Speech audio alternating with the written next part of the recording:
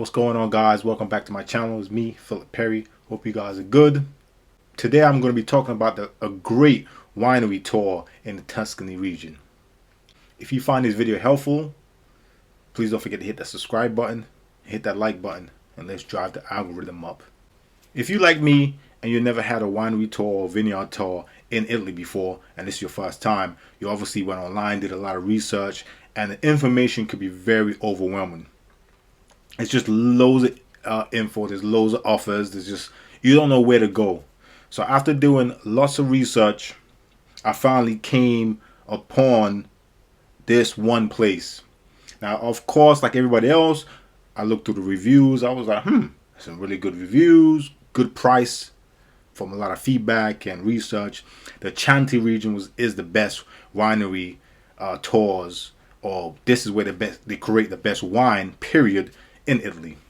So after doing diligent research, I said, okay, let me get in contact with this place. Very easy. They have their number on there and their WhatsApp, which is great, especially if you're an international person.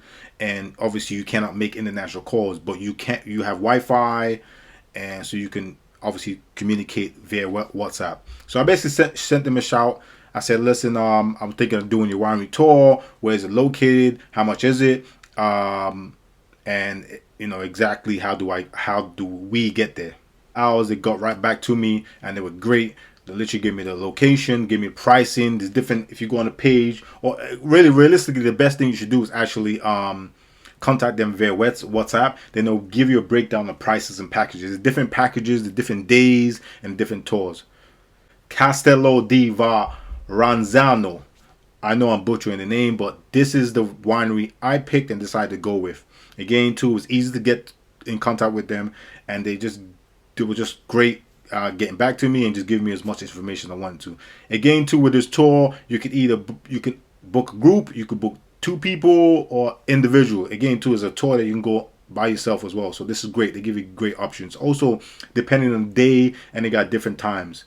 We picked to go on a Sunday, and on a Sunday they have a special tour on a Sunday, which is great, which is like our afternoon. So basically you get there for 12 p.m. all the way to about 3:30, and the tour goes for like 3 hours, and it's a good afternoon kind of a tour.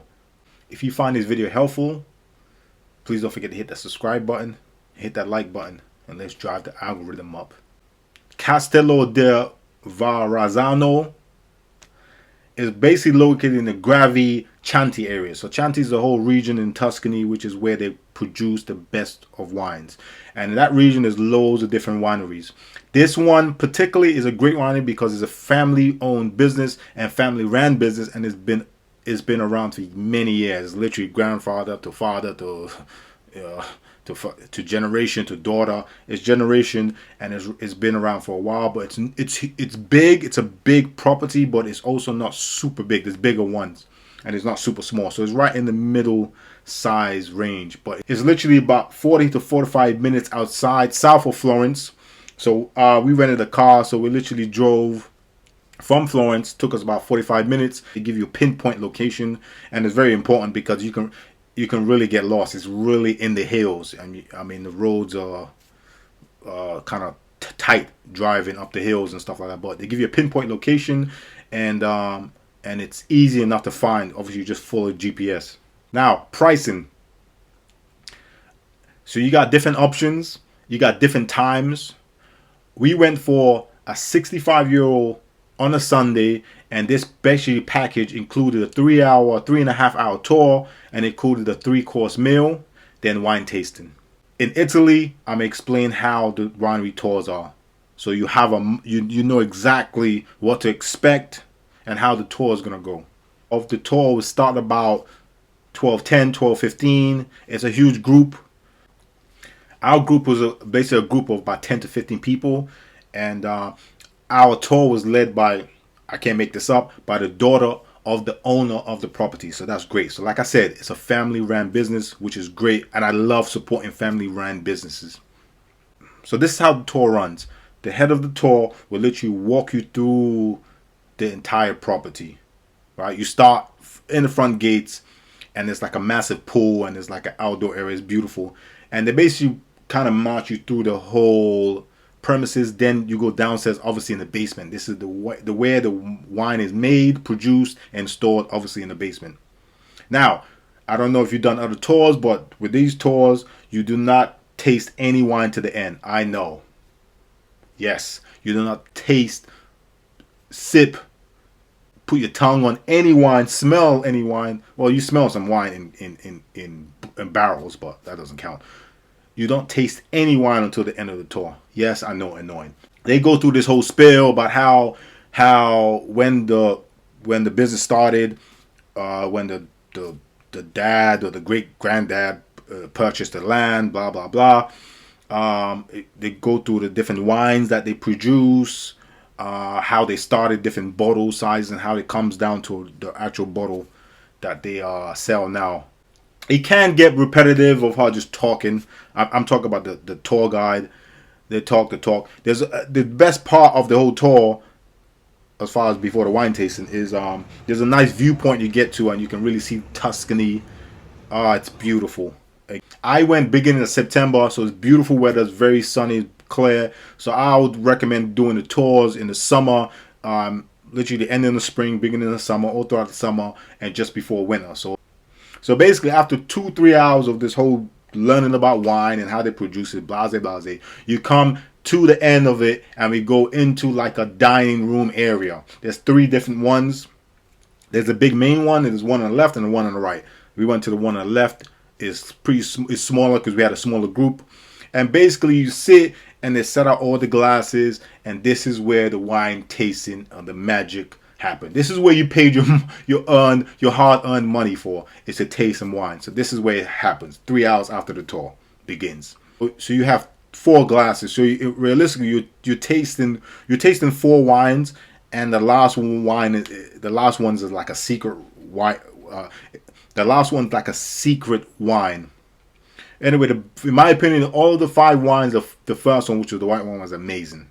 The red wines were cool, but I'm more of a white wine kind of a guy. So I like white wine. But anyway, you drink a lot of wine. So they let you leave the bottles on the table, and you can just drink. You drink. And if you finish it, you can ask for more, I'm sure. But obviously there was so much wine, and there was like 4 of us on the table. So we had lots of wine left over, but we drank as much as we can. The great thing about this tour, which I love, is food comes as well. So literally, as you're wine tasting, you're tasting the wines, you're drinking, you're having conversation, you have meals, and it's a 3-course meals, lots of meat, and all this meat is comes from local farms from the Tuscany region, which is great. So loads of different meats. The only thing, they had pigeon as well. I was wondering why I was driving through the whole of Tuscany, I ain't seen not one pigeon, but I know why, because they eat pigeons. Anyway, there was a pigeon. And I didn't taste that shit, of course. But so you have all these different meats. Again, too, there was no one on the table that was vegan. So I don't know if they have vegan options, but I'm sure they do. But again, too, if you're vegan, vegetarian, your options will be very limited. Sorry. But yeah, there was no vegan on our table. So we had loads of meat. Also some bread. They give you olive oil that's also made and produced on the property. So all in all, man, you get a huge meal. I mean, after we ate, we didn't have to eat until like 10 at night. So it literally lasts you the entire day, and you have lots of wine. So after you've eaten, you've had your 3-course meal, with a little bit of dessert at the end. You finish your wines.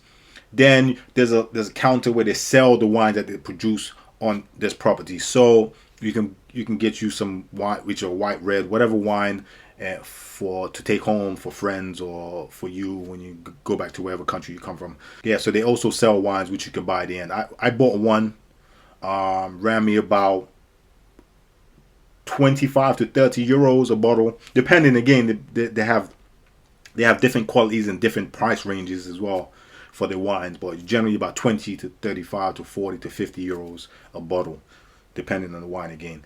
Game 2, which is great, they don't really harass you for payment until the end. So basically, you book your spot and you pay at the end. So before you leave, you go to reception, you pay.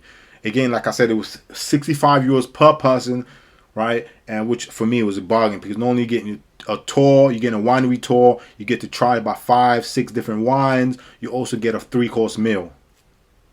If you're looking for a great winery tour and want to get value for your money, I would suggest you go here. I hope this video helped, and if you found it helpful in any way, don't forget to hit that subscribe button and support the channel. Till next time.